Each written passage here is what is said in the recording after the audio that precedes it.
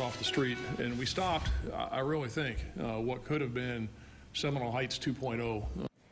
4 years ago, a serial killer put the entire Bay Area on edge, and tonight, Pinellas Sheriff Bob Gualtieri believes deputies may have stopped a similar reign of terror.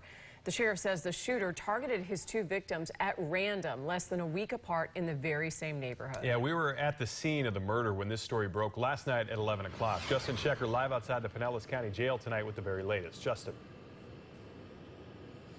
Josh and Jen, good evening to you both. Sheriff Bob Gualtieri says he believes this arrested suspect would have tried to strike again. Last night, deputies say he shot and killed a 55-year-old man while he was out walking his dog in Seminole. And tonight, that victim has been identified as Eddie Hoskins Jr.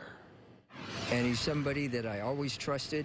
Jim Bonnell is in disbelief. Pinellas County deputies found his friend Eddie Hoskins Jr. shot to death Wednesday night in this Seminole neighborhood. This isn't the Wild West. Sheriff Bob Gualtieri says Hoskins lived at the Bayou Courtyard Apartments. That's the same complex where last Thursday night deputies say a gunman opened fire on a 40-year-old man sitting outside his home. The victim and his girlfriend asked 8 on your side to not show their faces.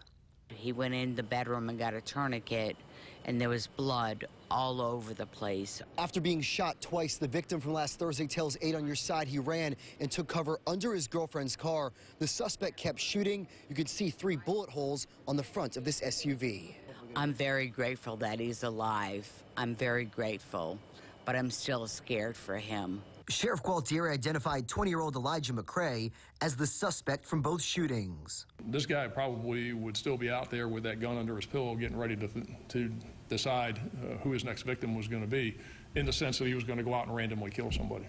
The sheriff says a car's dash cam captured this image of the suspect's Lexus last night. The green dots on this map mark where deputies reviewed surveillance video that helped them track the car back to his nearby home. After deputies took the shooter into custody this afternoon, McCrae made statements to detectives that he was a, quote, contract assassin who worked for the government. Hoskins' friend says he hopes McCrae spends a long time behind bars. Unfortunately, there seem to be a lot of people like that around that have no regard for human life.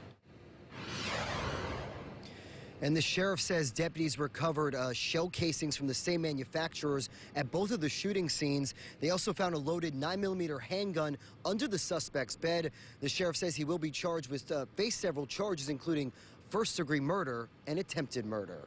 Live tonight outside the Pinellas County Jail, I'm Justin Shecker, 8 on your side.